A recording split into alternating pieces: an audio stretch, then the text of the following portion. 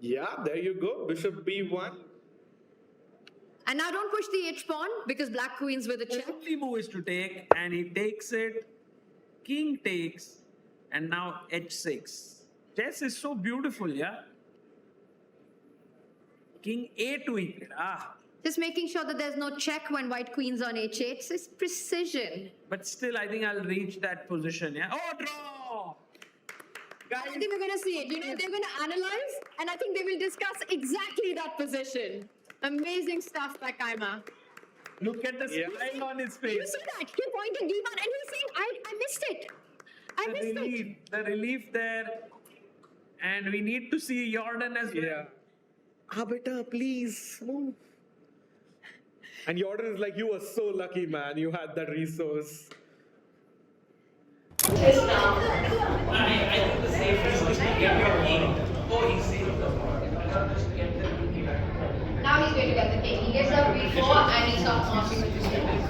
Great news as this game is ending. Heading towards a draw. We have Vincent Keymer in front of us. Where?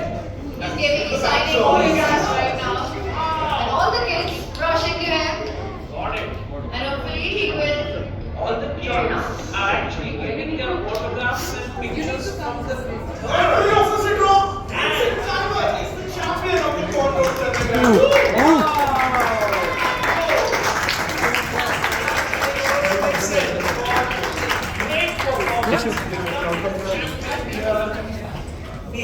what a way to do it. Undefeated, unstoppable here in Chennai. Took the lead from the very start of the tournament.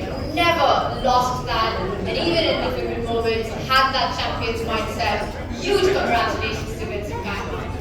So after Yogesh, Arvind, it's Vincent who does it. Wow. Amazing.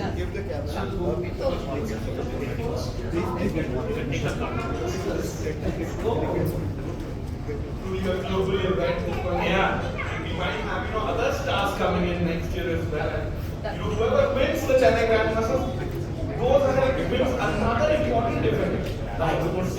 So maybe we have to watch out for Vincent and take Grand Swiss now. He might win it. And by the way, Nihal draws. So we have 5 draws in the Masters. Guys, should we go and look at the Romanian game? A very important one. The challengers that is versus Karthikeyan Murali. Look at this game. It's insanely complicated. This looks super. 30 seconds for Abhimanyu, by the way. Trying to get Vincent in the studio as well. But Sagar, do you think what's going to win this? Is it exchange up? Abhimanyu has great chances here, right? But look at those black pawns. They are running down c3, like you just push c3, then king c4, b4, b3. And these pawns can be so quick. Although with this g pawn, it's also unstoppable because the knight can't really come close now. I think all 3 results possible. All 3 results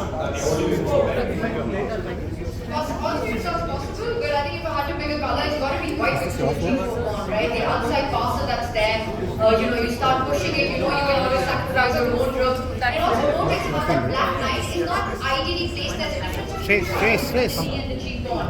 So the knight will not be able to stop the pawns from any good square. Imagine the white pawn gets to G6, black knight is on E8, and no decent to take that out, deflect the knight. Abhimanyu has to keep his chances alive in the challenger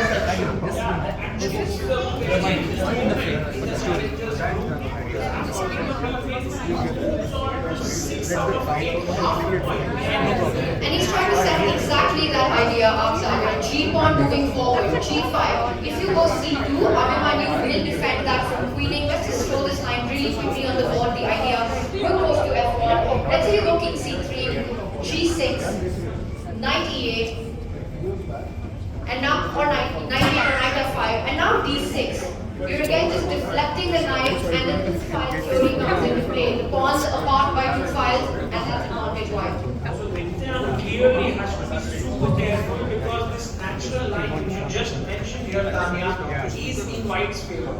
So Divyan has to be tricky and find some trick somewhere, jump with the knight to e5 instead of e8, I'll just say. e3 and stuff like that. Yeah. Very interesting. 30 seconds to beat that. Everything else loses?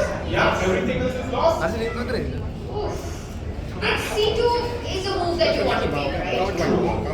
It's not a hard fight here. That's not the big ask here. I think it's the moves coming up after that. Abhimanyu praying and C2 on the board. Rook F1. Play immediately. Quickly play. And guys, now only two moves hold here. One is king c3, which is the natural move. The other is knight f5, because you can't pick the knight, the pawn queens. Or any order of that. I think the key point that you make here is that the black knight has to go to that f5 square, threatening the e3 check, coming in with a 4. And you can figure all of this in 20 seconds that he has left. I'm not so sure. This is very intense. I think he goes king c3 right now. And after 10 seconds, he goes knight f5. He's not from knight f5, finds This is it. the best move. Threatening knight e3. In fact, if white is careless here and goes g6, then black wins after knight e3, knight f1 and c1 queen. So be careful here, Abhimanyu. You have to move your king. That's very important. So you want to move it closer towards the black pawn, so king to f2. Yes. King f2 seems like the best. Even king f3, Tanya. Why not? But king f2 or f3 feels still very tricky for black because you want to go d6.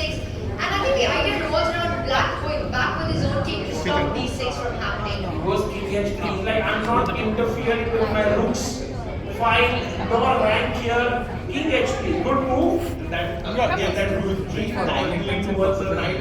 The knight can't even check. It's so nice. So Abhimanyu getting out of it. Tanya, 18 seconds. Whoa, he goes That is the forward best with move 18 again. seconds on the clock. g6. What do you think? The players have no position is equal? No, I don't think They so. have no idea. They're just focused on calculating and finding the next move. In these moments, players don't think about evaluations. b4 is losing here. Knight e3 is the only move to hold. That is incredibly hard because you are allowing g7. You're allowing the white pawn to queen. Yeah, knight e3 is g7. You take the rook, you queen, I queen, and that should be fine. So knight e3 very important because if the rook moves away here, you're blocking knight. He blunders. b4. It's the most natural move and it is a losing one. d6 coming in. And there you have his hand. Of course, Abhimanyu plays it. Abhimanyu is still alive in the challengers. What an important win for his career. Yeah, this could really mean that the challengers section is thrown wide open once again. Abhimanyu's fans going crazy here in the live audience. They are rooting for him. He has a strong team here in Chennai. T7 Tanya. Oh, wait a second. b2. You queen. Queen, I queen, but I'm just You're checking. slow. Because white is going to be checking with the queen and the rook, which would either mean checkmate or black loses the queen, and Abhimanyu knows it. That nod of the head tells you everything you need to know about the position. b2, d8 queen. Let's let it unfold. Let it unfold. The players are going to show us the paths in this one. And it was so incredibly hard to play knight e3 for Vincent in that position with 20 seconds on the clock. Yeah, it was very tough for Divyan and he realizes it pushes b2. Even if he doesn't realize it, he needs to do this. There's nothing else going on. You play and you pray. Queens and Abhimanyu is pretty sure that he can checkmate with a rook and a queen here. And wow, what a game this was. Another gem. Which queen? c1. c1 queen. Power.